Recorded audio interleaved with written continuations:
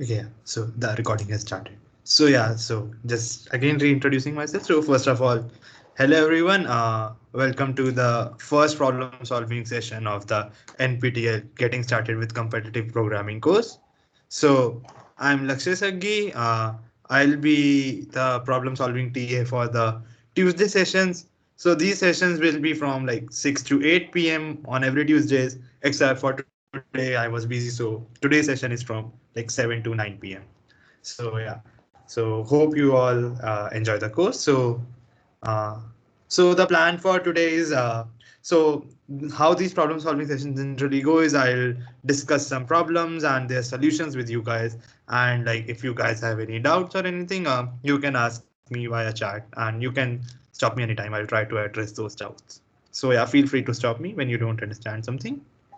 So the plan for today is to cover some problems related to the week one's concepts, which was like basic ad hoc techniques related to comparative programming. So yeah, so I have a set of problems prepared. So maybe I can get started by sharing my screen. So yeah, let me just share my screen, guys. Mhm.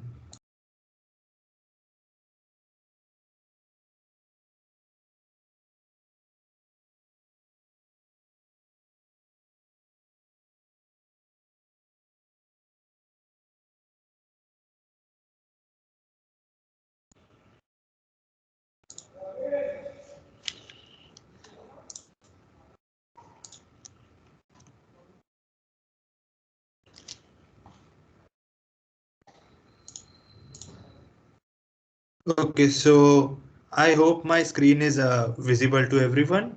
If it is not visible, feel free to inform me via chat, or so you can stop me if it is not visible. I'll try to reshare it again.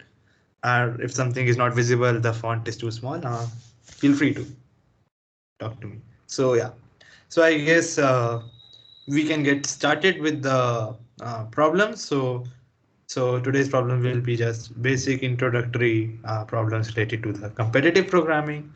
So yeah, so maybe we can get started with the first question then. So the first question is so let's see this. So I've given you guys a piece of code and we want to find out what is the time complexity of the function fun, which is given below. So I define this function fun. So int fun takes an input an integer n, and then it initializes a variable count equals 0, and then integers I comma j, and then it starts with the for loop. So so maybe I should zoom out a bit. So yeah. So yeah, so the code for the fun is something like this. So there's a for loop initially where we go where I goes from 1 to n and we increment I one by one. And inside every for loop for I, we initialize the variable j, and while j is less than n, we increase the variable count by one, and we basically double the value of j. J equals j times 2. So whatever was the initial value of a, we just double it. And we do it till j is less than n. So yeah. So the problem is asking what is the time complexity of the function. So if I give an input n, so for how long will this function run, or how many operations will this function perform?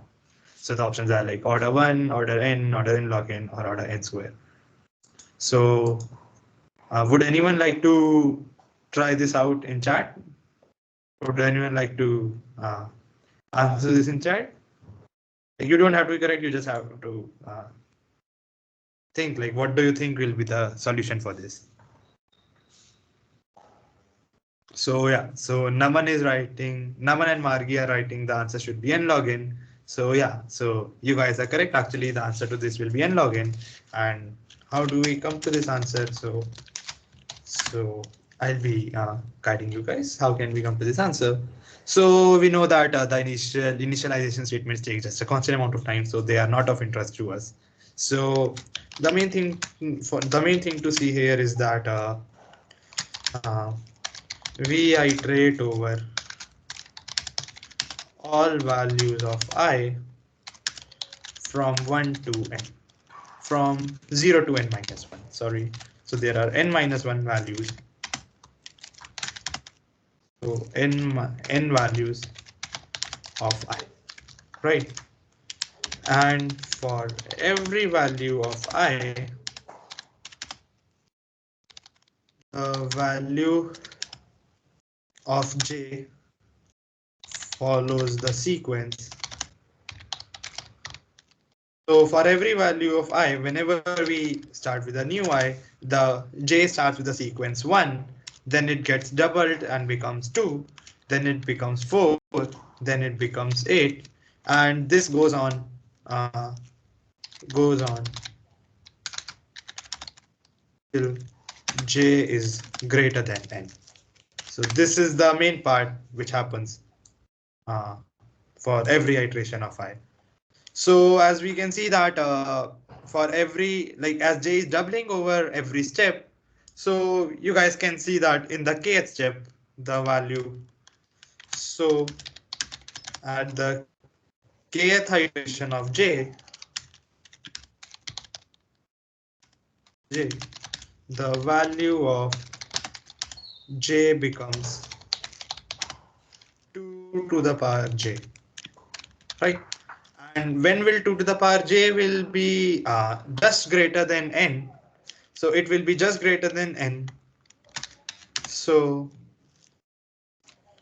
j becomes just greater than n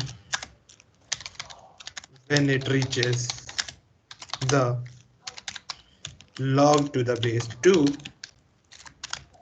nth iteration. So there may be a plus minus 1 factor associated, but more or less excluding the constants, it will be something like a log nth iteration, right? So basically what we get is so for every iteration of I, uh, so every iteration of, maybe we can write like this. So every iteration of I takes the log n time. And since there are n iterations for I, since there are n iterations for I, so the function overall takes order n log. So we just multiply the log n over n iterations. So since log n time is being taken over every iteration and there are n iterations, so the overall time will be something like n order n log n. So yeah, so the answer is actually n log n. So maybe I should write it like this also. So what's the answer? Answer is C. And what is the C? It's like something like order. Maybe I should write it as option C. Yeah. So I hope this is clear to everyone. If it is not, you can ask me via chat. So yeah. So after this, we can move on to the second question, I guess. So second question effectively asks us, so consider the problem reverse sort discussed in the lectures. So I'll be assuming that when you guys are attending these problem solving sessions that you have seen those week's lectures, because the problems will be based on that week's lectures only. So yeah. So I hope you guys have seen what the reverse sort problem is and what the algorithm is. So yeah. So consider the problem reverse or discussed in the lectures. So the problem is asking what would be the minimum and maximum size of the input array possible for cost 44. So if we are given so if we are given that the cost is actually equal to 44, then what are the possible input array sizes for the problem reverse sort? So uh, So the solution for this is, if someone would like to answer this in chat or maybe attempt it, feel free to write your answers in chat. So yeah, Anirudh is saying that the answer should be C, which is like minimum equals 9 and maximum equals 45. So I think the answer is correct. So maybe we'll just see by solving this whether the solution is what's the correct answer. So yeah, so for this problem, uh, this has already been discussed in the lectures. So what has been discussed in the lectures that for an array of size n of, let's say, size, or let's say the length of array size or length n, maybe capital N is a better word, the cos c of reverse sort is such that so basically for any array of length n, the cost of the reverse sort will be such that uh, that c is always greater than, so maybe I should write it like this, that c is always greater than equal to n minus 1 and is always less than equal to n plus 1. So maybe this, and n plus 1 by 2 minus 1. So this has been discussed in the lectures only. So maybe I should write it as discussed in the lectures, as discussed in the lecture, for any array of size of the cos c of reverse sort is such that n minus 1 is less than equal to c, which is less than equal to n plus 1 by 2 minus 1. And also it was discussed in the lectures that also any cos c between these bounds. So any c will follow these bounds, right? But any value between this upper and lower bound. So this was also discussed in the lectures that any value between these two bounds, this upper bound and lower bound, we can all construct about I, the cost uh, equal to the number which we actually want. So right, so any cos c between the above bounds can be, so an input for any cos c between the above bounds can be constructed such that the cost is equals to c, right? So effectively, we just need to know. So basically, we are given the cos c as 44, and we just need to know the bounds for n now, for which this cos c can be obtained. So this cos 44 can be obtained. So effectively, what's given to us is as cos c is given to be 44, as cos c equals 44, we need to find n such that the bounds for c are satisfied. Okay. So basically we arrive at two inequalities. So what this gives us is, this implies that n minus 1 will be less than equal to 44. And this gives us that n will be less than equals to 45. And similarly, the next set of bounds will be something like this. Okay. Maybe I should write it like this because you can get confused with greater than equal to symbol. So yeah. So yeah. So and the second inequality will be something like this, that 44 will be less than equal to n plus 1 by 2 minus 1.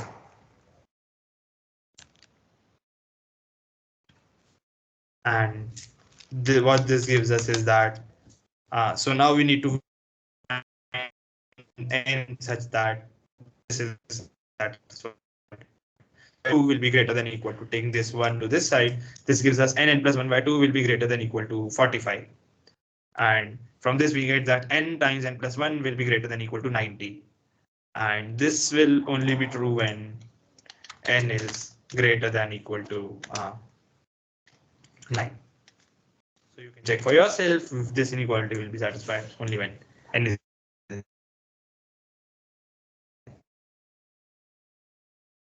that n is less than equal to 45. Maybe I should make these bold, and n is greater than equal to 9.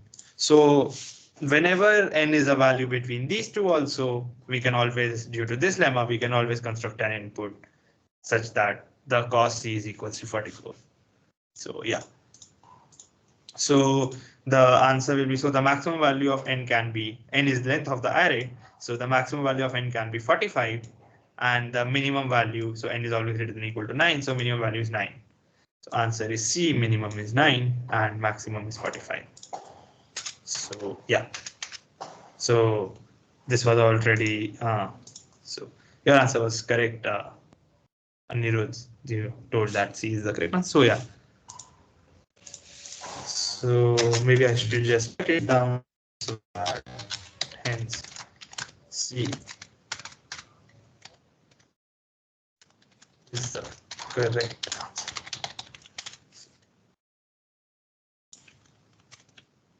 So let's move on to the third question then. If there are no doubts here, I guess we can move on to third question.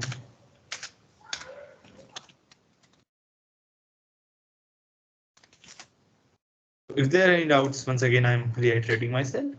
Feel free to ask in chat at any time, guys. So yeah. So the third question asks, so consider, so again, it's a problem based on reverse sort only. So consider the problem reverse sort discussed in the lecture. What cost will be added in the third iteration if the input array is 2, 4, 6, 8? So this is the input array which is given to us. And we need to find out what cost will be added in the third iteration of the input array, in the third iteration of the reverse sort algorithm. So this question is basically to test you guys whether you have understood the reverse sort and you can apply it yourself correctly.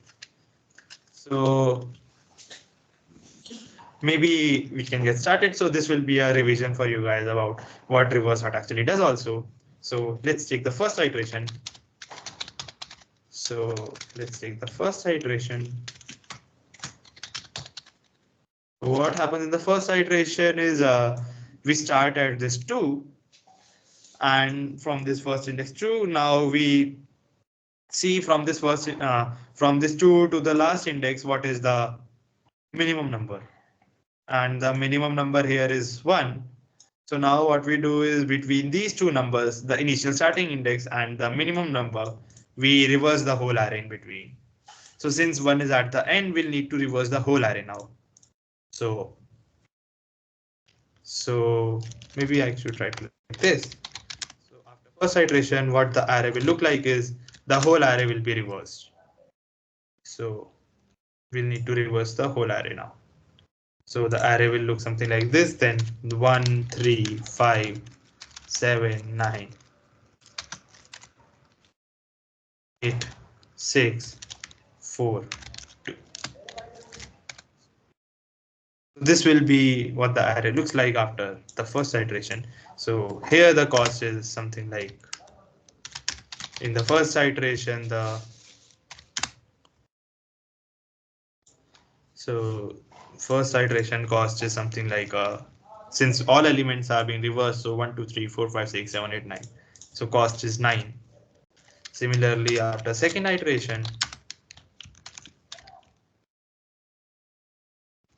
what the array will look like. So after first iteration, our array is now this. So we'll have to deal with this array now. So we go to the second index now. So second index is 3.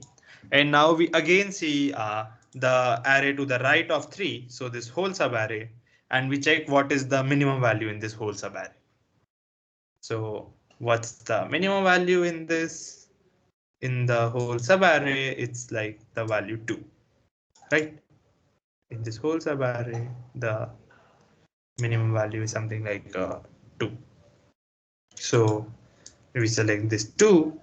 So we select the whole subarray between the minimum value and the index value, and we reverse the whole array. So we'll have to again reverse this whole subarray. So after second iteration, the subarray will become something like, so the initial one remains the same, and now this whole subarray is reversed. So it will be something like 1, 2, 4, 6, 8, 9, 7, 5, 3. So since we had to reverse these 8 elements, so the cost in the second iteration is something like an 8. Similarly, after third iteration, what happens is after third iteration, what will happen is, so we'll start with the third index now. So the third index is the index 4. And now what we are going to do is we again need to look at the whole subarray to the right of 4 and check what the minimum value in the subarray is. So in this subarray, we again see that the minimum value is this 3. So again, this whole subarray will need to be reversed. So this whole subarray will need to be reversed. So what the array will now look like is 1, 2, 4, 1, 2, 3, because this 3 comes first, and then 5, then 7, then 9, 8, 6, 4. After third iteration, like this will be the case, and since we had to reverse this whole subarray of length 7, so the cost incurred here is 7. So the problem only asks us this only, that what cost will be added in the third iteration if the input array is this. So we see that after third iteration, the cost added is something like a 7. So the answer is hence answer is 7. So let's underline this through. So yeah, so Naman and Anirudh had written 7 in the chat. So yeah, guys, you guys were correct. So good job, I guess. So if there are any doubts, anyone can ask me in chat. Otherwise, I'll move on to the next question then. So the next question is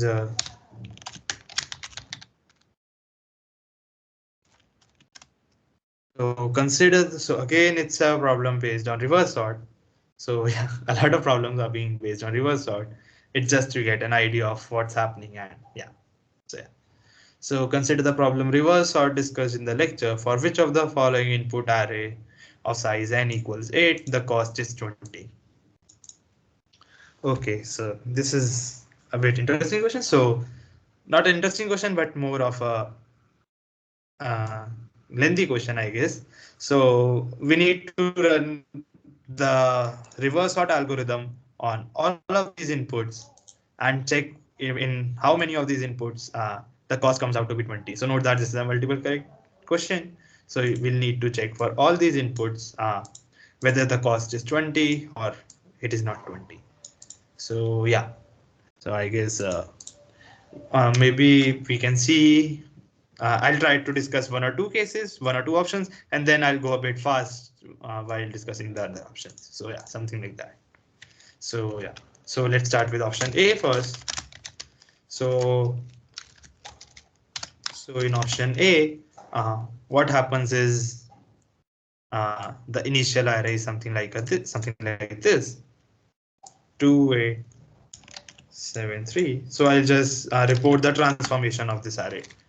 So what happens is we take this 2 and we take the whole subarray and take the minimum. So minimum is this 1. So the 1 to 2, this 2 to 1 gets reversed. So here we'll add a cost of 5. So here cost is equals to 5. And the array looks something like this. So this part gets reversed only. So this part gets reversed. So array looks something like this.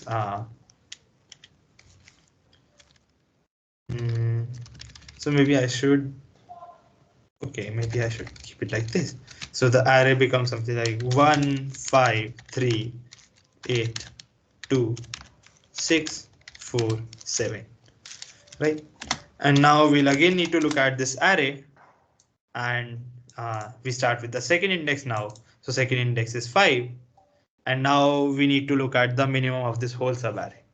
So minimum of this whole subarray is this 2. So this part gets reversed now only. So now the array, so we will have to add a cost of 4 now because we are reversing 4 elements. So the cost will be 4 here, and the array will be something like 1, 2, 8, 3, 5, 6, 4, 7. So yeah, I should put this in next line. So yeah. So now we go to the third index now. In the third index, we see that this is 8 and the minimum will be 3, which is just lying here. So we'll just need to reverse these two. So the cost will be just a 2. So cost is 2. And the array becomes something like 1, 2, 3, 8, and everything else remains the same. So 5, 6, 4. So I'm just writing everything down because for the sake of clarity, because this is the first option. So in other options, we'll go a bit faster. So now what we do is we start with this index 8 again, and we see the whole the minimum in this whole subarray, and the minimum here is something like 4, right? So this whole subarray gets reversed. So the solution now becomes something like cost is equal to, so this is the whole subarray. So cost will be something like 4, since that is the length 4, and the subarray now becomes, we should copy it. So cost is 4 and the array becomes 4, 6, 5, 8, 4, 6, 5, 8, and the 7. So yeah. And then we again see we now go to this 6, and so now we are at this index now, and we see this 6, and we see, okay, so yeah. So if we see here the minimum, so minimum here is 5. So these two elements will just get reversed. So we will add a cost of 2. So maybe I'll just copy paste and change the values. So this 6 gets changed to 5, and this 5 becomes something like a 6, right? And now we are at the, so here we looked at the first, this was, here we looked at the first index, here we looked at the second index, here we looked at third, here we looked at fourth, here we looked at fifth, here we looked at sixth. So now we look at the seventh index. So seventh index is something like 1, 2, 3, 4, 5, 6, this 8. So when we see this 8, okay, maybe I think I have skipped some indices, or just let me be a bit sure, guys. So I did this 5, and yeah, and then I started with the 8 here, and then I started with this 8 here again. Okay, fourth index, and then I started with this fifth index. And now I'll need to start with the sixth index. Yeah. So we'll need to, so here in the first thing we check the first index, here we check the second index, here we check the third, here we check the fourth, here we check the fifth. So now we'll need to check the sixth index here. So sixth index here is something like a 6. So now we'll need to see all the subarray from right of 6. And here we see that 6 is itself the minimum. So basically we don't reverse anything, but we add a cost of 1 because we think of it as reversing an array of length 1. So the array remains the same, but 1 cost gets added. So note that that's why this sort of question is important, because while doing these long calculations, you might lose track of index or stuff. So yeah. So that's why I'm doing this one by one. And then now we go to the seventh index, and we see the seventh index here is 8, and in the whole subarray, 7 is the minimum. So this whole subarray gets reversed. So we'll add a cost of 2. So we'll add a cost of 2 here, and this 7 gets swapped with 8. So now we come something like this. 7 and then an 8. So yeah, so now our algorithm comes to a stop because we don't look at the last index. We already know it would stop. So what's the total cost here? So first step costed 5, then 4. So 5 plus 4 is 9, then 2, 11, 15, 17, 18, and 20. So option A cost 20. Cost 20. Right? So maybe I should write it like this. So cost plus equals to, so that it becomes a bit clear that we are adding these costs.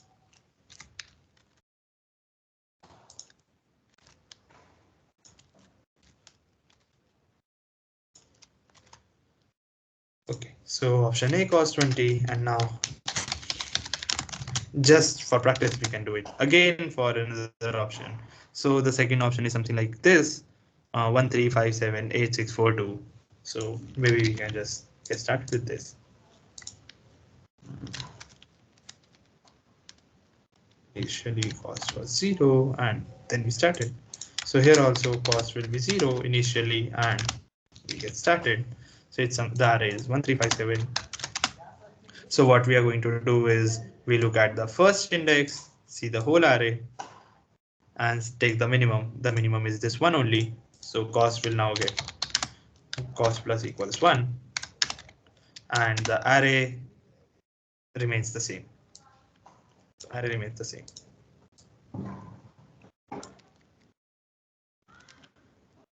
Right. And now what we do is we now see the second index here. So in the after the second index, the minimum is 2. So we'll need to reverse the whole array here. So it will cost us 7. So this will give us a cost of 7. So cost plus equals 7, and the array becomes something like a 1, 2, 4, 6, 8, 7, 5, 3. Wait, maybe I can leave out the spaces now since we are doing it a bit faster. So yeah. So after this, what happens is we look at the third index, and from the third index, the minimum is 3. So we'll need to add a cost of 6 now. Cost plus equals 6. And yeah, so it becomes something like 1, 2, 3, 5, 7, 8, 6, 4. And now we'll go on again. Now we'll need to check the index. So check the first. We check second. He'll check fourth, which is 5. So we need to reverse this part. So cost will be something like a 5. Cost plus equals 5. And the array becomes 1, 2, 3, 4, 6, 8, 7, 5. So actually you will notice a pattern here that the smallest number here now always comes out to be the last number. So here now again we'll see that the cost here comes down to 4. Cost now comes down to 4, and the array will now become something like a 1, 2, 3, 4, 5, then 786, and again in the 786 array we'll again have a cost of 3 here, and all of this gets reversed. So again we'll have something like a cost of, maybe I'll just complete it, and then from next parts I'll leave it to you guys. So 1, 2, 3. So this becomes now 6, and this remains the same, and here it becomes 7. And now we'll look at the last part, and it will be something like a cost plus equals to. So it will be something like a. Now the array will become sorted. Yeah. So here the total sum of costs is something like 1 plus 7, 8 plus 6, 14, plus 5, 19, 23, 26, 28. So hence option B costs 28. So that's quite bad for us. So we just need cost 20. So option B is not correct. So similarly, you guys can try for option C, D, and E also. So I'll also post the. So I don't remember which of these options will have a cost of 20. So you guys can try it out, and yeah, I'll post this PDF also on Google Drive so you guys can access it, and I'll post which of these options are also correct. So you guys can try it out yourself, and I'll uh, give the solutions, give the correct answers also for this. So yeah, so option C, D, and E maybe. So this is the procedure, same procedure you will follow for these options also, and you will arrive at something. So yeah, maybe you guys can try it out yourself. So one thing you can easily observe is this 2, 4, 6, 8 will definitely not be 20. This was the worst case which we discussed where the cost is maximum. The cost is n plus 1 by 2. So there's an 8 length array here. So the cost will be something like 8 plus 1 by 2 plus 1 with 8 plus 1 by 2 minus 1, which will be something like 35 exactly. So yeah, 8 times 9 by 2, which will be 35. So yeah. E would be correct. I believe, as far as I remember, options C and D both were correct. So Naman is writing option D cost 20. So yeah, I remember that option D also cost 20. Costed 20, but maybe it's voice trick. I think option C also costed 20, but I don't exactly remember. So the bottom line is at least option A is correct. Some more options will be correct. I'll just post it in the final PDF, which I put on right. What options are correct? So let's not waste any more time on this since the technique for this is now clear to us. So let's move on to the next question. So yeah. So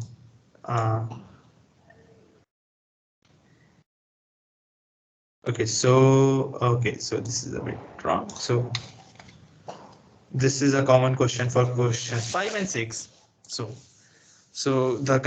we are given this code. So consider the code given in the lecture. Will it stop? So if you guys if you guys have seen the lecture, will it stop? Then you'll see this type of piece of code present in the lecture. So consider the code given in this lecture. And now if we replace the term 3n plus 3 with 3n plus 1, then the code will look like below.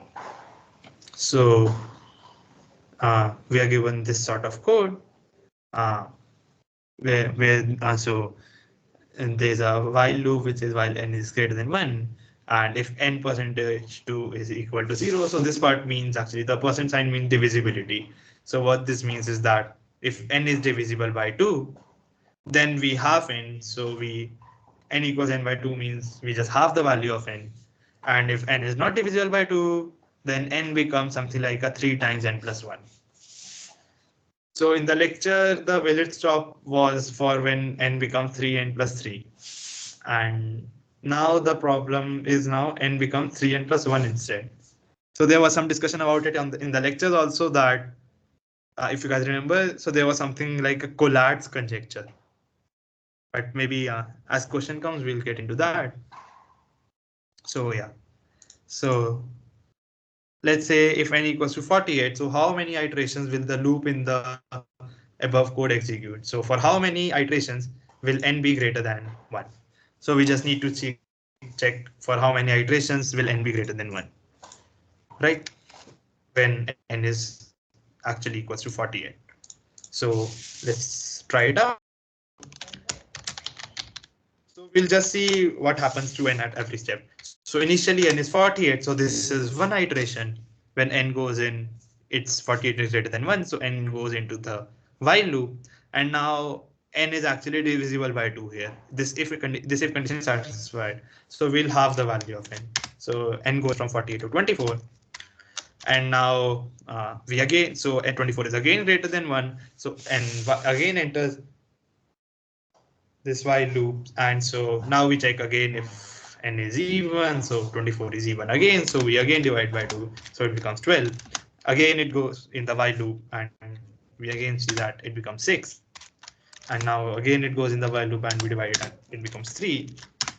But now as soon as it becomes 3, we see that this if condition fails, that actually n is not divisible by 2.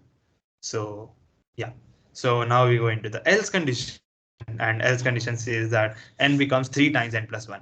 So note that n was equal to 3, and now 3 goes to like 3 times 3 plus 1, which will be something like 9 plus 1, which is 10. So when we go to 10, what happens is this 10 is again greater than 1. So now this 10 actually becomes even. So we enter this if part and we have the value of n. So this 10 now becomes 5. And now as soon as it becomes 5, what happens is when it enters a loop, it won't satisfy this if part. So it will go into this else part. And in this else part, it becomes like a 3 times 5 plus 1, which will be 16. So I hope everyone is able to follow. So Anirudh is writing that the correct answer is 10 here. So we'll just see Anirudh. Let's just see what the correct answer comes out to be. So yeah.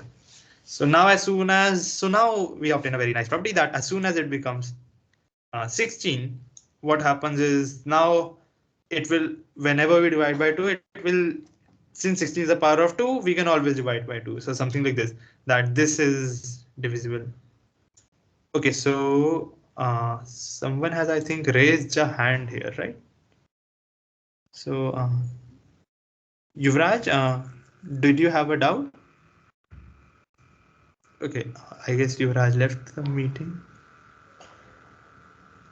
Okay, never mind. So yeah, so this 16 now when divided by 2 becomes 8, and now as soon as this 8 becomes 8 is divided by 2, it becomes 4, and as soon as it becomes 4,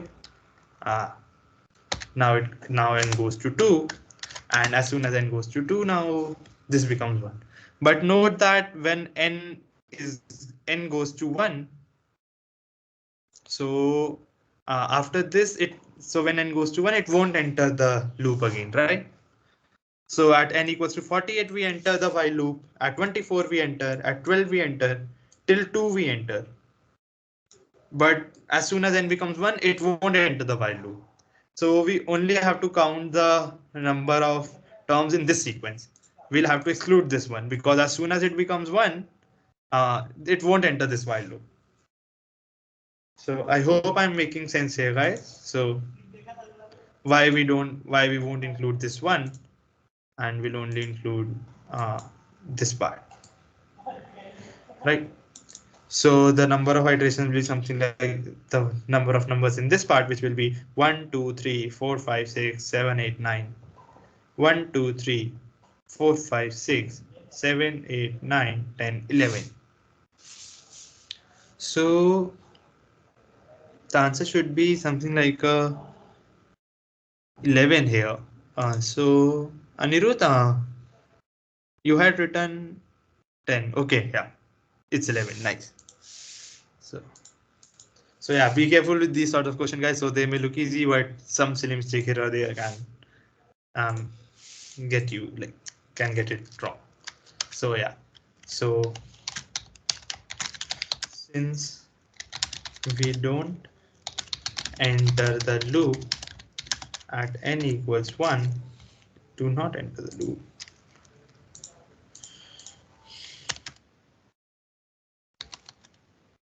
Number of iterations is equal to number of terms in the sequence till n equals 2. And how many terms are there?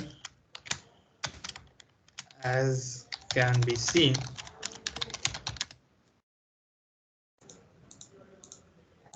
there are 11 terms. So 11 is the correct answer. So yeah.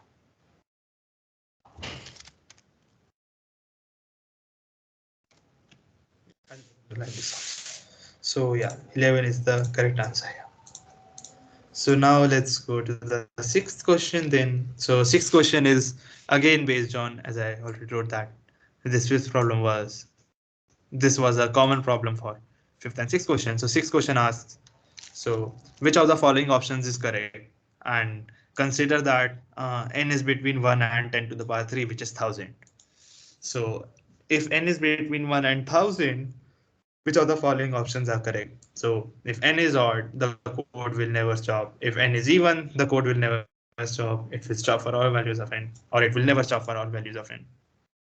So this sort of thing has already been discussed in the lectures, guys. So if you have attended the lectures, would someone like to tell what the answer to this should be? Or maybe you can just guess, what do you think will be the answer? So will the code stop? Will it won't stop for all n between 1 to 1000? Or something like this. Okay, so Abhishek is saying the answer should be C, that it will stop for all values of n. So yeah, actually you are right, Abhishek. So yeah, good job. So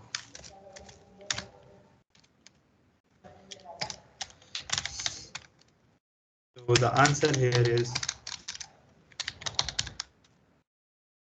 the answer is C, that it stops for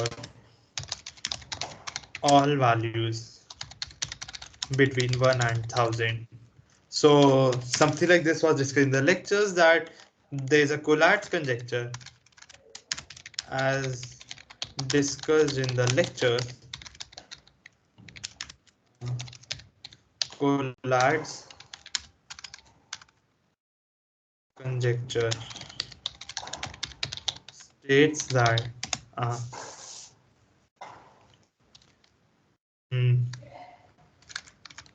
the above code stops for all positive values of n.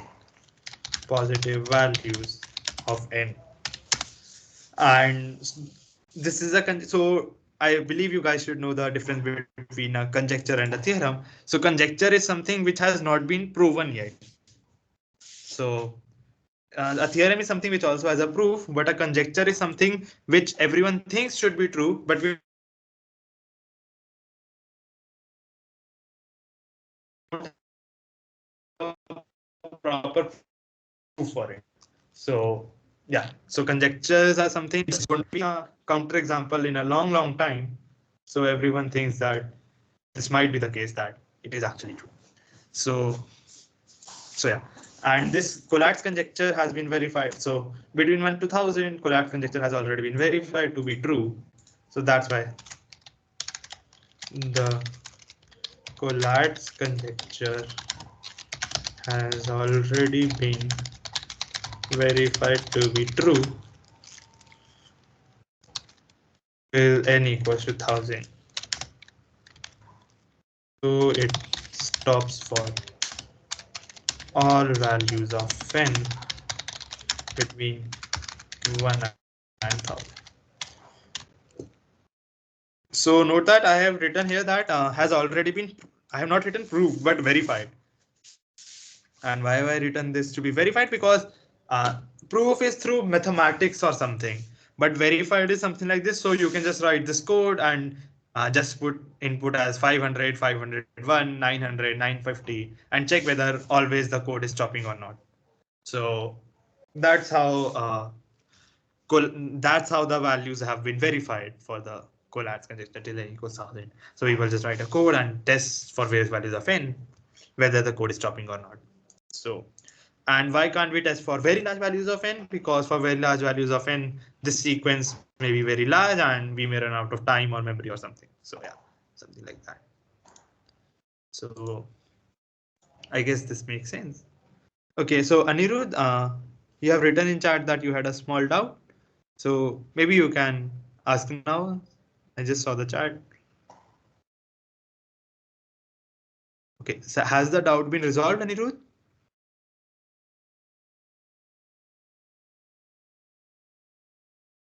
Okay, it has been solved. Nice. Okay, so since we are now done with the, maybe I should just underline this. Yeah. So now we can maybe go on to the seventh question then. Or maybe, yeah, I guess we can start with the seventh question now. So seventh question is sort of a newer question. Maybe I should put this in a new page. So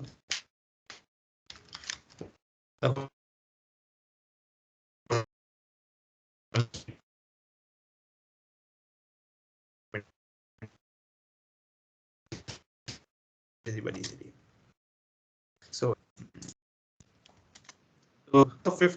So this is a new game which we are defining. This is a different problem statement than the ones we are discussed in lecture. So you might find it a bit more interesting. So the game is called Race of 50, and this game proceeds as follows.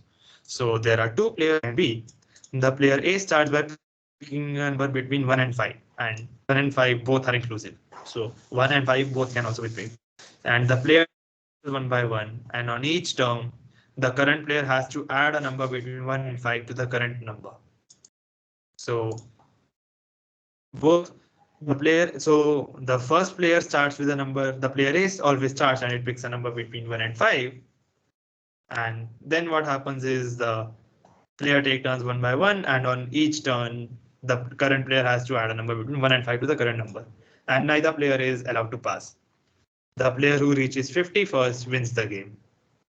So if player A starts with 1, then which of the following will always be a winning strategy for the player B? So I hope the setting of the game is clear. So we are given two players A and B. So first A picks a number between 1 and 5, and then on each turn the current player has to add a number between 1 and 5 to the current number. So first A has picked a number, then B will add some number to the number A picks, and then A will add some other number, then B will add some other number, and whoever player makes the score actually equal to 50 will win the game. So now if player A starts with 1, then which of the following will be winning strategy for the B player? Okay, so any idea, guys? So since this is a newer problem, I'll give you guys also some time to think about it. This is not something straight out to the lecture. So you guys can take 2-3 minutes and think about this problem. Or maybe you can take even 5 minutes. So I'll start discussing about this problem at 8. So it's 7:55 right now. I discussed about this problem at 8 p.m. now. So yeah, maybe you can try it out yourself. So note that what the problem is saying is two players, the first player picks a number between 1 and 5. Then the second player adds some number. Then the first player again adds some number, second player again adds some number, and this game goes on. So yeah.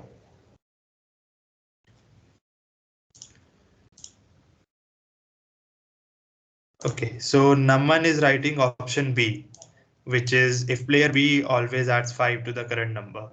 So Naman says that player B should always add 5 to the current number, and this will be a winning strategy. So Naman, I would like you not to say just the option, but why do you think this is also true? So just put down some reasoning also in the chat if you think that this is the correct answer. So put down some reasoning also that why do you think is this the correct answer?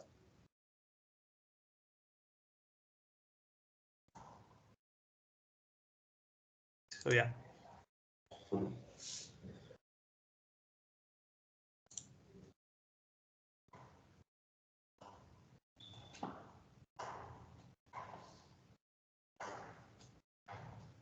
So try it out, guys. If you have any doubts about the question, you can ask it in chat also. If the question is clear, then you can try and yeah.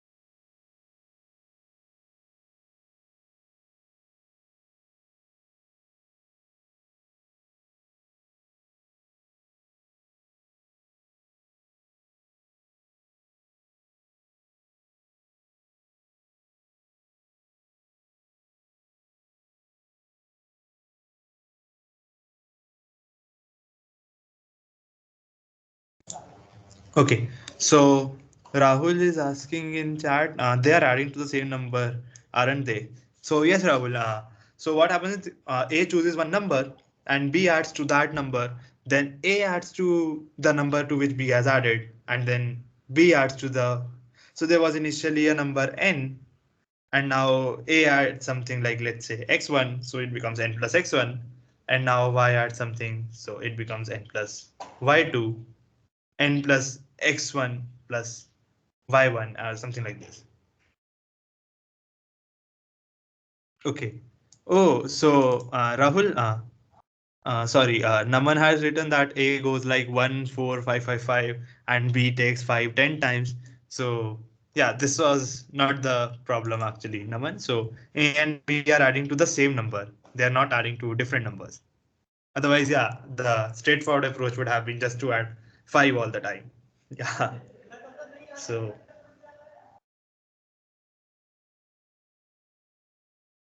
okay, so Anirudh is asking, should the player reach exactly 50 or can they go above it?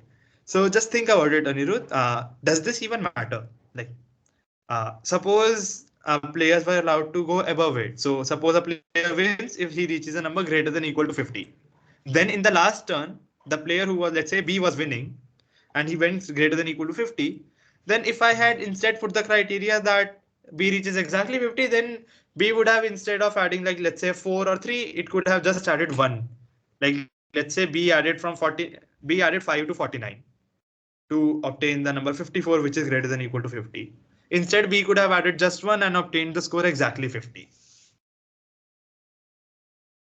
So does my argument make sense, Anirudh? What I'm trying to say, that exactly 50 or going above 50, this does not matter. Although the problem asks going exactly 50, but what I'm saying is the solution is exactly the same if you are allowed to go exactly 50 or you're going to go above it. Okay, then the winning strategy may change because suppose B in the end would have to, like, let's say if B was initially adding always 5, B would have to add, like, let's say something like a different number in the end. So yeah, in that sense, the winning strategy can change. But the winning criteria of exactly 50 or going above 50 is the same.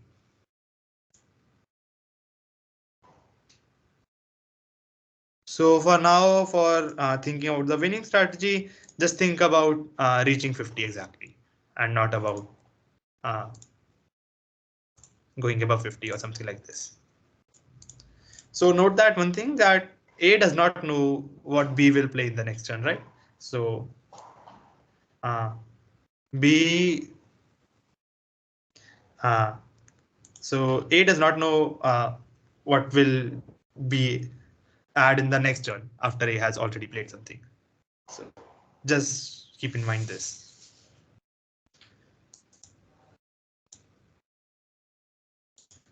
So okay, so it's already at 1. Maybe I can give you guys a bit more time. So since the problem statement was a bit unclear to some of you. So the problem statement is saying exactly 50. So just think that we are thinking about it as exactly 50 only. That the players should reach exactly 50 and the players are adding to the same number. So the one number gets increased to some other value, then other player increases it to some further value and so on. So I hope the problem setting is a bit clearer to everyone now, that we are going to reach exactly 50 and both of them are adding to the same number. Initially A starts with a 1 and now it is B's turn and B wants to add something to it.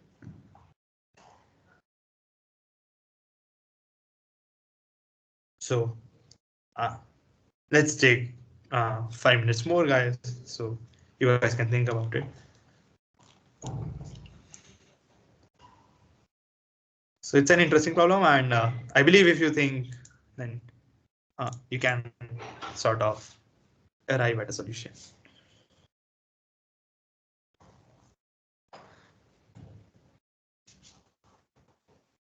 Or maybe like if you are getting stuck or having no idea, so some ideas can be, you have already been given 4 options. So just plug in these 4 options one by one and see whether which of these is actually a winning strategy according what do you think is making a winning strategy? And then you can then think about why is it a winning strategy or something like this. So I hope you guys understand what I'm trying to say here.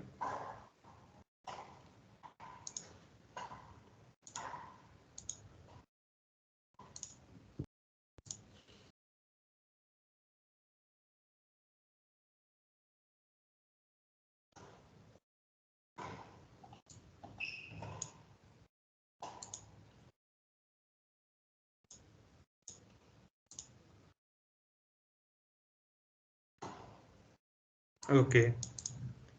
So Naman, you're saying that you just tried all options and C seems to work. So the option C, if the player always adds 4 to the current number, this seems to work according to you. So, uh, so let's. So I'm not saying whether this is the correct solution or not. So see, if you think that something seems to work, then the next thing is to prove that it actually works, right? So always a mathematical argument is something where it consists of some argument and then it's proof also. So obviously you don't get the proof right away. You just first think of some arguments, but then you analyze and see whether how this argument is going to be true. So maybe if you think that C seems to work, maybe just try proving this also. And if you arrive at proof, you can let us know. So yeah.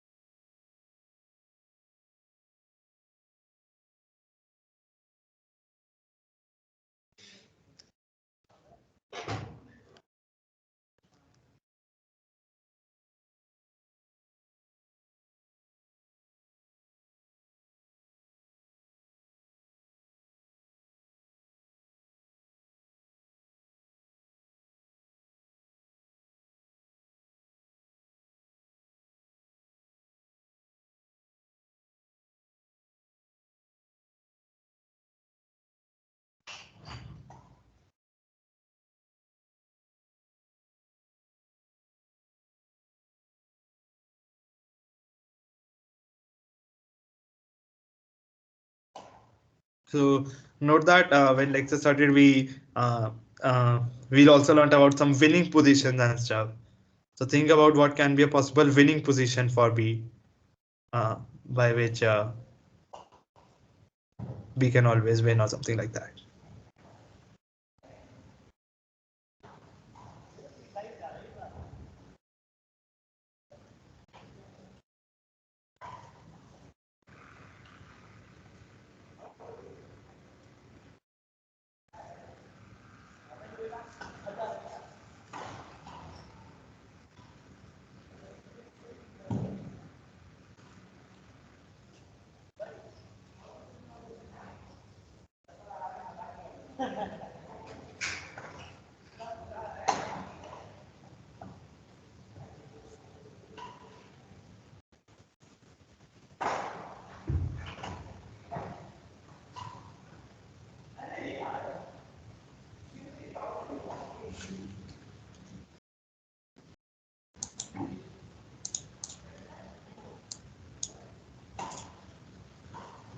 So maybe to build some intuition, maybe we can make a game instead of race to 50, make a game of race of 10. So whoever reaches 10 first, then what can be a winning strategy? Then maybe we can get some idea of what can actually be done or something like this.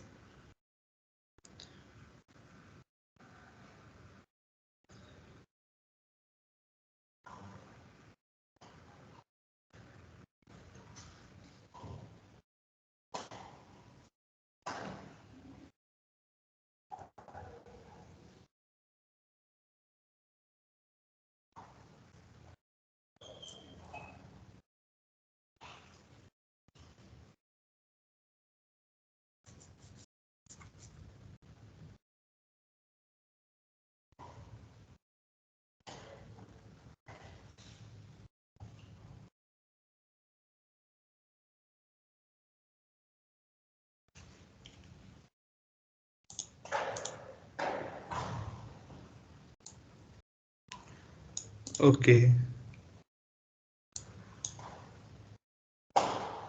So, Naman, so is the number A will always be adding 1? No, no, no, no, no.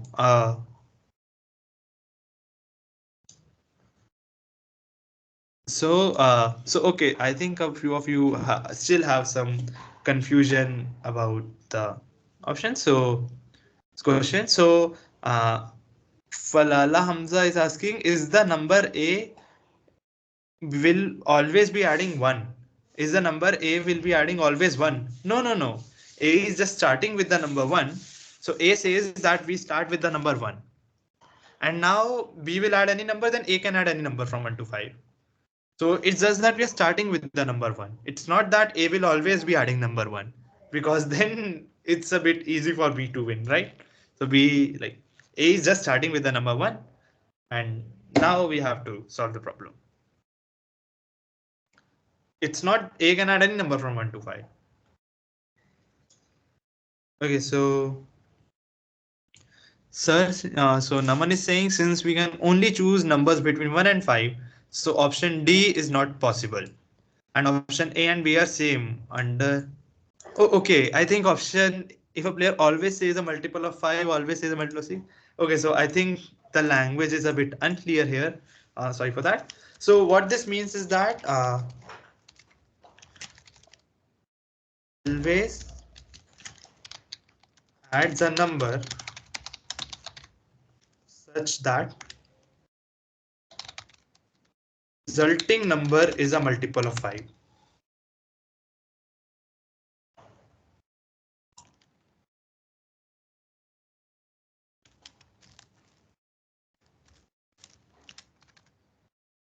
So, so what it says is that so if player B always adds a number to the current number, so let's say current number was 2, so B will always add one such number such that the final number is a multiple of 5.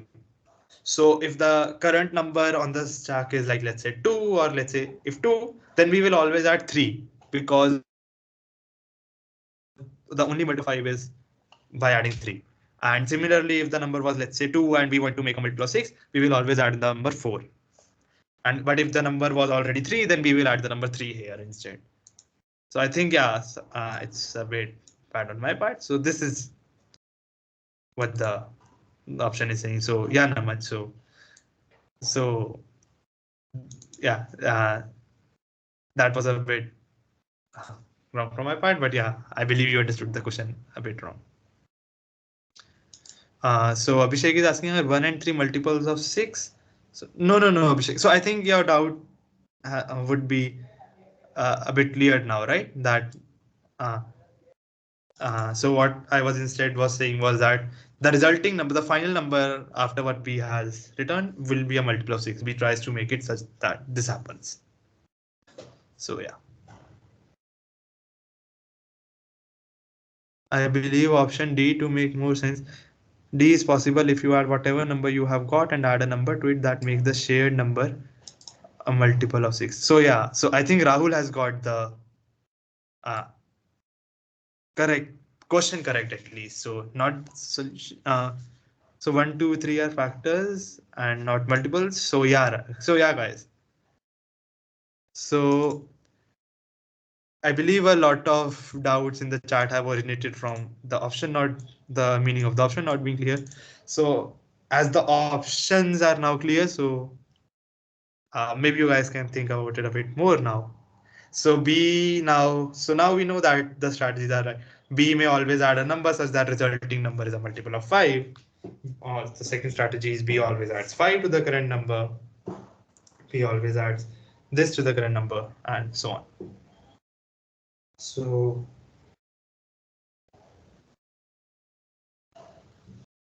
maybe we can give 5 minutes more to everyone, because yeah, this was again a bit unclear from the question.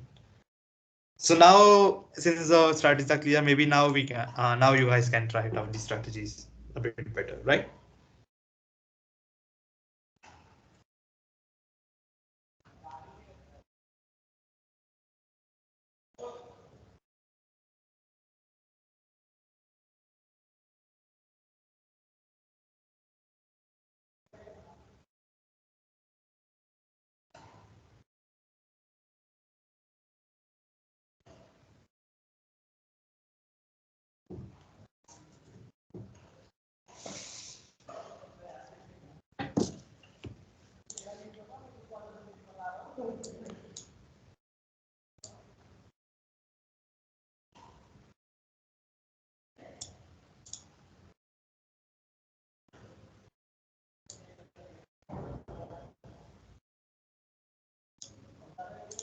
Okay, so Raj is saying, I think now the correct answer is A.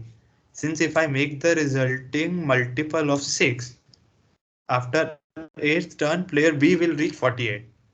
And then player A can simply add 2 more to win. So that won't be a winning strategy for B. Right, Raj? We want B to win. We don't want A to win, I believe. So if we do something like this, then A is going to win. But yeah, maybe I think I have.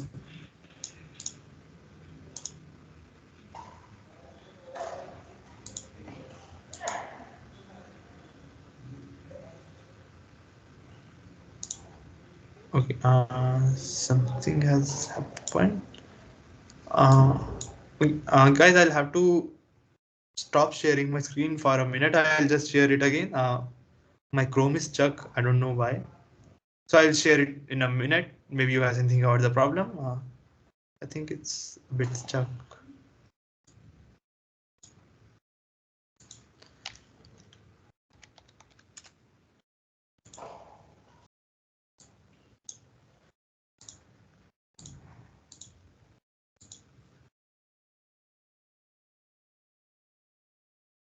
Yeah, what's happening?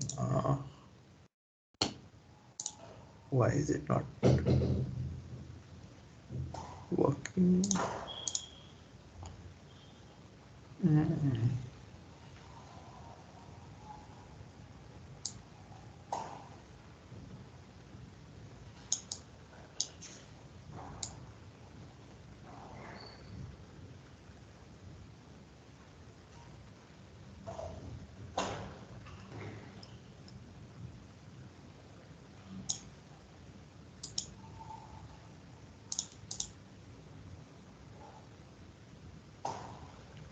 Okay.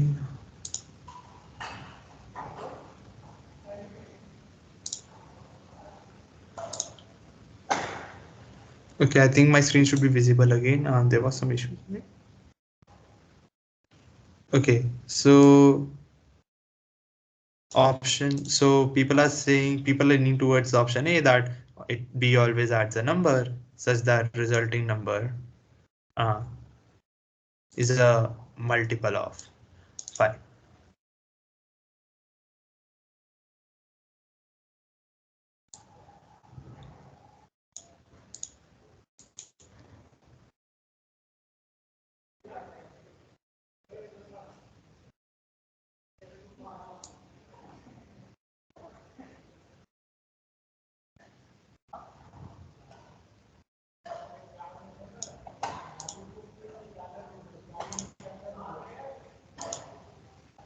Okay, guys, my Chrome is hanging again. I'll just leave the meeting and join again in a second. I think there's some issue with Teams or something. It's updating in the background and I'm not able to use it properly. I'll just leave the meeting and join in a second, guys.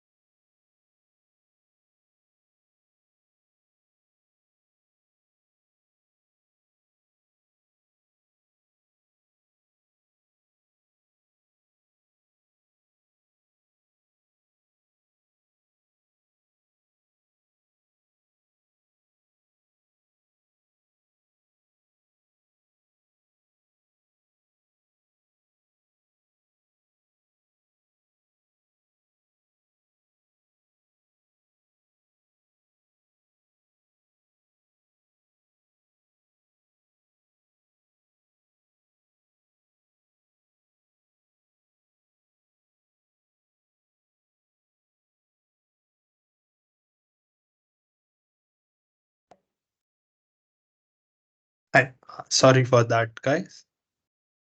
So, okay, so now I'm able to access it again. So yeah, so now, some guys are saying that the answer correct answer would be A, since if we make the resulting a multiple of 6, and after that player A will reach 48, and A can simply add 2 more to win. So yeah, exactly. So this won't work because A will always win. So uh, so the correct answer would be along these lines, that player B always adds a number such that resulting number uh, is a multiple of 5. So actually, uh, I think I have made a bit of a mistake. Sorry for that, guys. So sorry. Uh, so uh,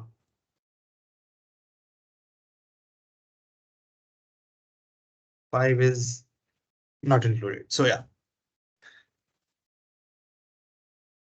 So the uh, not sure of the correct option, but some points we can give A a total of 4, 44 at most.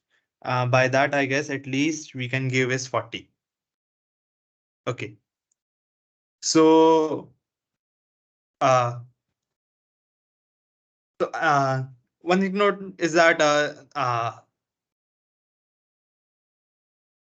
maybe I should write this. Add a number between 1 and 4 to the current number. Okay. So what we are actually doing is, okay, I think I have mistyped it a bit. I just realized when I was thinking about it. So player A starts picking a number between 1 and 4, and players take turns one by one, and on each turn, the current player has to add a number between 1 and 4 to the current number. So we can add numbers between only 1 and 4. And now whoever reaches 50 first wins the game. Because I think if we had something like a between 1 and 5, then none of these will be a winning strategy for B. Like, when I was thinking about it, I realized that none of these will be a winning strategy for B.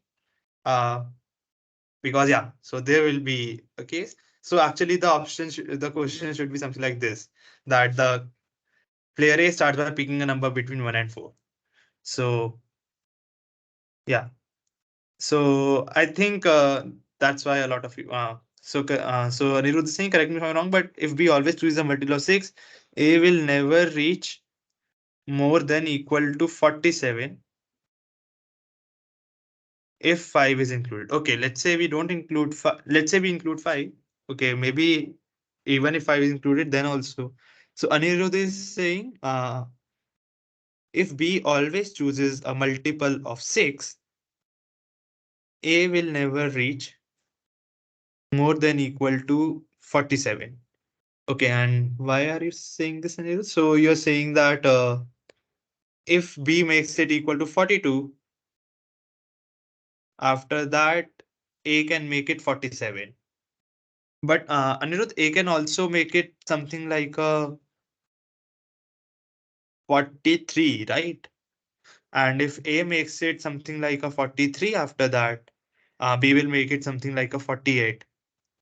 And if that happens, A will just pick a 2 and it will become 50 if 5 is included, right? So that's why this may be not the correct approach. Like, I think I have just realized that including 5 may not be as straightforward as it seems. So I think the correct question should be, maybe we should not include 5 rather. So we should just pick numbers between 1 and 4. And if we do something like this, then we are always sure that we'll have a winning strategy. Now maybe you guys can think about it better.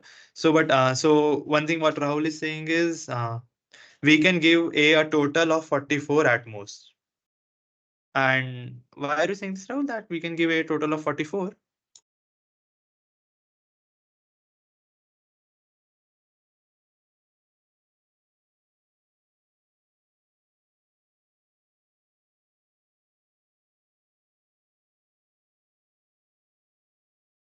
Okay, since no one is having chat, I'll just explain this to everyone. So, okay, I think if we had included five also, then I don't think any of these. So, B and C are straightforward bad strategies, like adding always five to current number or always adding four to the current number.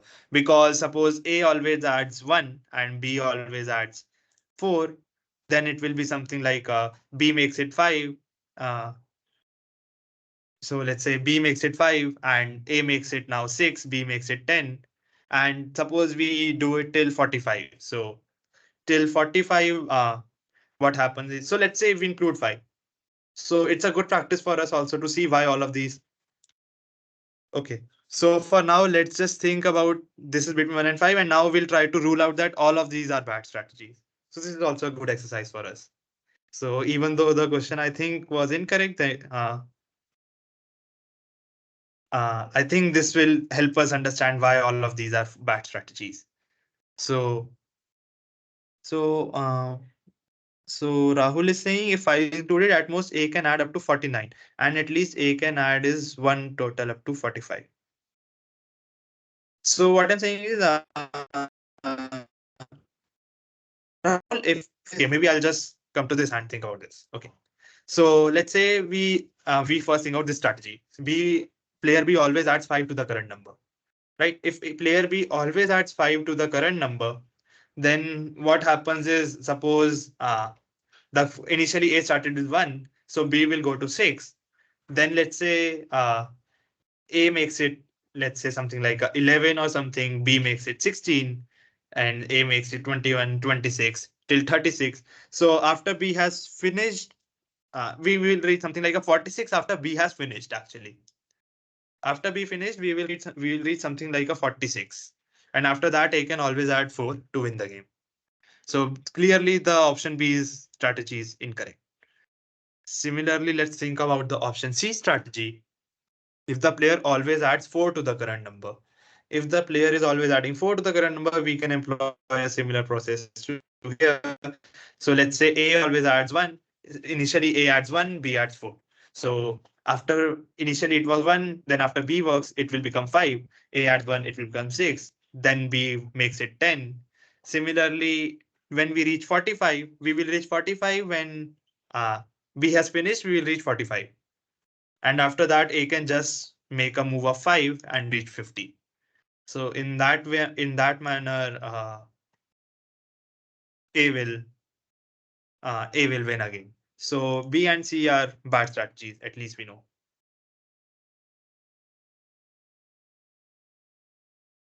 Okay, Naman has written something in chat. Naman, I'll come to your question also. Uh, uh, I'll come to your question also, Naman. So suppose the option was D. So similarly, something like this is also a bad option if player B always adds a number such that resulting number is a multiple of 6. So this is a bad option. So this is what a lot of you are suggesting is the correct answer. That if a player B adds a number such that the resulting number is a multiple of 5. So what Naman is claiming is that if B always makes it a multiple of 5, then B can reach and can only reach 5 and minus 1. And I'm only saying this happens because if B always adds a number such that it is a multiple of 5, then A will never reach a multiple of 5. So Daman, actually this is not quite correct. So suppose consider the number 45. So let's say B makes the number 45. B goes on till 45. Right? As soon as B makes the number 45, 45 is a multiple of 5. So as soon as B makes the number 45, what A will do is A also wants to win, right? A also does not want to lose. A will see an opportunity. Oh, I can reach 50 by just playing a 5. So then A plays a 5 and it reaches 50 and then A wins. So I hope my argument makes sense, Naman. Uh, so uh, A will never reach a multiple of 5. This statement is incorrect because A can also play a 5, right? And as soon as A plays a 5, uh, it's sort of game over for us because, yeah, now we can't win. So that's why this is also, I think, a bad strategy. So maybe to make this, yeah, that's what I'm saying. Okay. Yeah, yeah. That's right, Naman. So if we consider uh, 5 as excluded, then it's a correct strategy. Yes, yes, yes, you're correct. So I was just telling everyone. So initially I wrote this question, right? So, but I think I made a bit of a silly mistake, and I thought that this game will also end. And now I'm just telling everyone. So this is also a good mental exercise for everyone. So we always try to find the correct answer, but sometimes we should also see why some answer is incorrect, right? So if the numbers were between 1 and 5, I was just trying to explain to everyone why all of these strategies will be bad. Like there will always be a losing position in all of these strategies. So that's what I was trying to say. So that's why I'm saying that. And after this, I claim that since all of these are bad in this strategy, maybe this is not the correct question, but the correct question should be something like this: that between 1 and 4. So I hope uh, it's clear what I am trying to say now. That maybe we can change this to, let's say, 3. So this is a better question now. So is it clear to everyone now what I was trying to actually say? So what I was trying to say is that initially I had written 1 and 5, and then I showed that all of these strategies were bad. Or in all of these strategies, there will exist a losing position. So if everyone understood that, if someone has any doubts, you can ask in chat, why is this the case? And now what I'm claiming is, if I correct this and say that the players can only pick the numbers between 1 and 4, like 5 is not included, uh, then this option A will be a winning strategy. And that will be because of Naman's argument. So sorry for this, guys. It got a bit complicated needlessly because of error from my part. But uh, is everyone on the same page as me right now? So on what I'm currently right now is maybe uh, that that if the question was between 1 and 5, so raise, like you can ask me or raise your hands if you have not understood why none of these will be a winning strategy if the numbers were between 1 and 5. So if you don't understand this, then uh, you guys can ask me. Yeah, exactly, Naman. That this was a blessing in disguise as we tried all possibilities and got to understand why some strategies are correct or why some strategies are incorrect. So yeah. So yeah, always in the focus of these not to find the correct answer, but just to develop more understanding. And I guess we understood a bit from this. So I guess it's good. So since no one is asking in chat, I'll just assume that everyone is on the same page as me. So the updated question is something like this: that A starts by picking a number between 1 and 4, and we take turns. And now we want to find out what's the winning strategy. So again, we can find out that this option B and C both will be bad strategies. Similar, we can make similar examples as to what we made earlier also. Similarly, this is an interesting strategy that if player B always adds a number such that resulting number is a multiple of 6. But note that this is not a viable strategy at all actually, because let's say we are only having numbers between 1 and 4, and if we are starting with 1, then the smallest multiple of 6 which is greater than 1 is 6 itself. But we can't add but the maximum which we can add is 4. So maximum we'll obtain is 5. So this strategy does not even exist if the numbers are between 1 and 4, right? Because there will exist cases where we can't even make the resulting number a multiple of 6. So this leaves us with option A, and option A says that if layer B always adds a number such that resulting number is a multiple of 5. So yeah, actually this will be the winning strategy. So first of all, like we know that this strategy does not even exist. So first of all, we'll have to show that this strategy actually exists.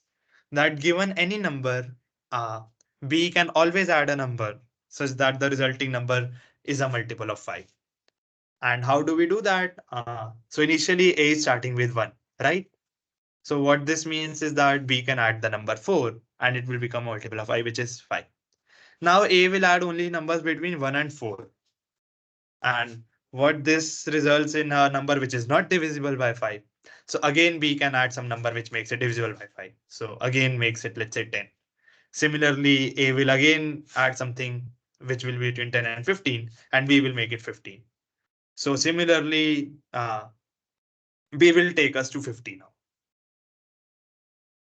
So this is exactly the same argument what Naman has written in chat. Also, B always gets a multiple of 5, and that makes B reach 50. A can only reach a maximum of 5 and minus 1 because A will never reach a multiple of 5. So exactly. So for this problem, what I'm claiming is this is the correct answer. Answer is option A is correct. So while and why is this correct?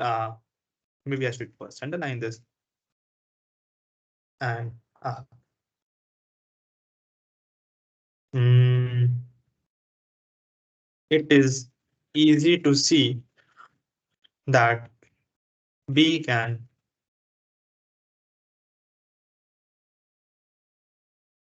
initially add 4 to make the number equals to 5. Now, whatever A adds, the resulting number won't be a multiple of 5 as A adds between 1 and 4.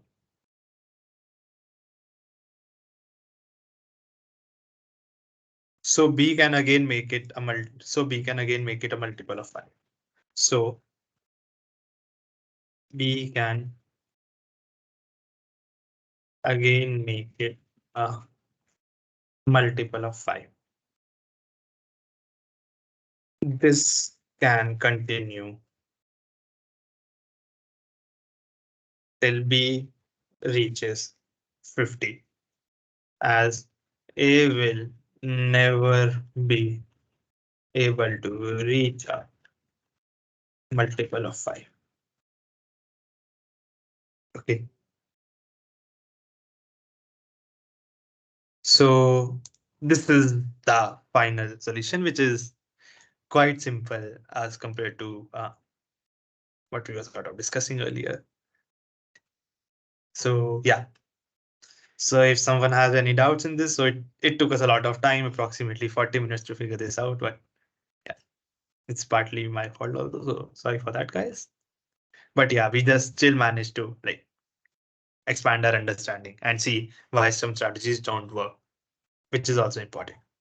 So if someone has any doubts, you can ask me via chat, or otherwise I'll just assume that this is clear to everyone. And if this is clear,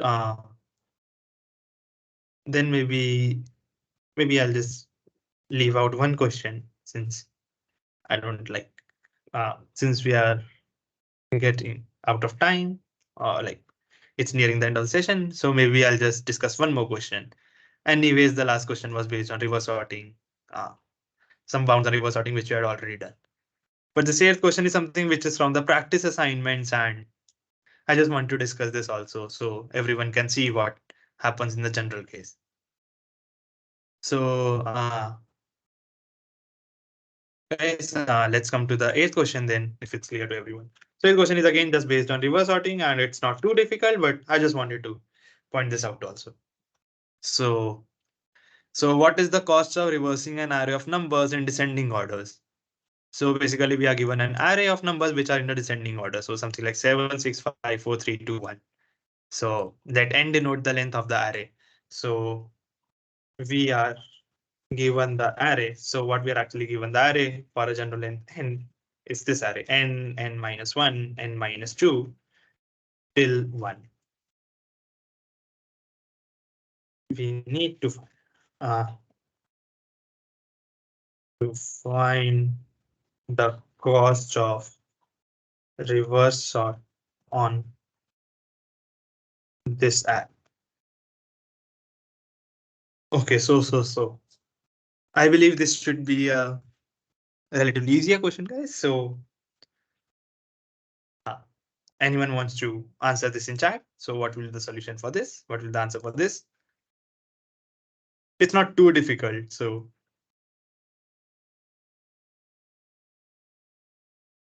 after this involved question, I guess this is a bit on the lighter side. So just screens right down. Okay. So so people are saying 1, 2, 3, 6, 7. That option A, which is n plus 1 by 2 minus 1. So Naman and Anirudh are saying option A, but Rahul is saying option D.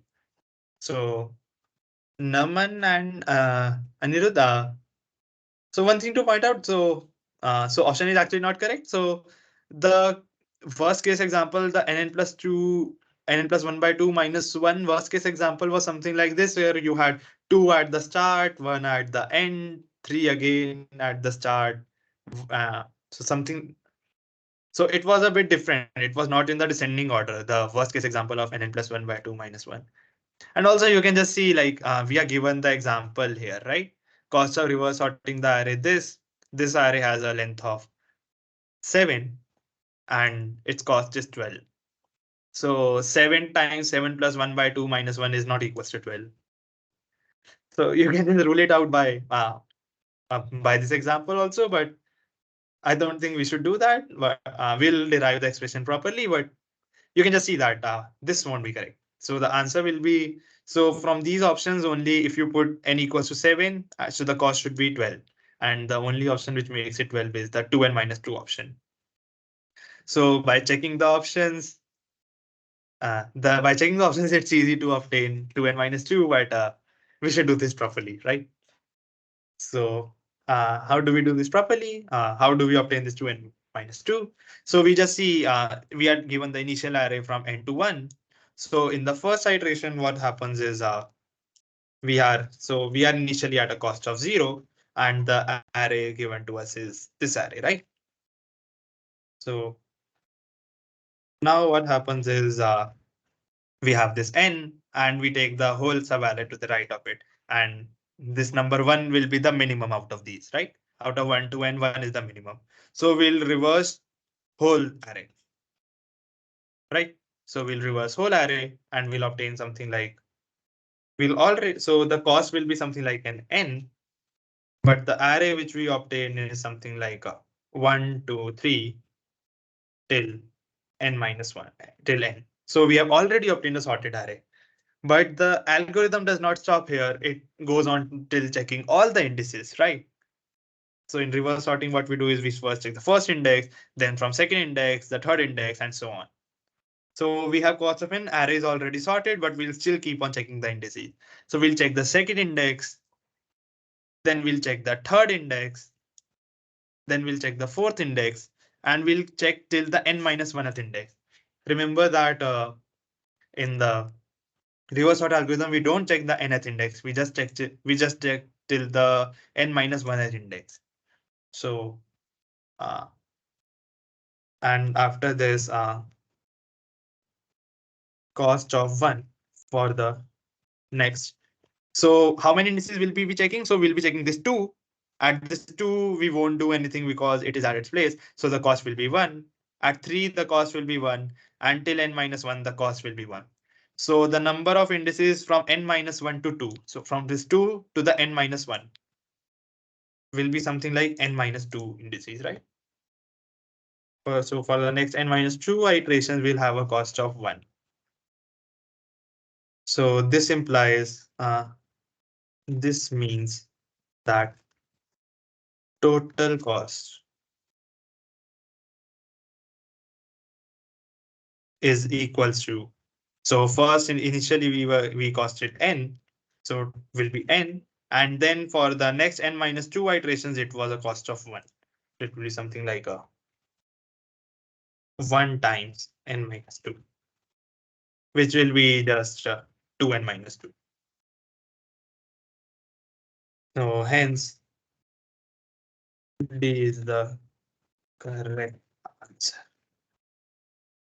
Okay, so this was a bit on the easier side. Yes. Oh, okay, Anirudh. So you thought that the question has to sort in the descending order. It's okay. Never mind. So is this solution clear now, Anirudh? Anirudh and Naman. This 2n minus 2 is clear now. Okay, cool. It's clear. So okay, good job. So I guess this was the last question which I had for today. So I had one more, but it was again a very trivial reverse sorting question. So I just deleted it right now.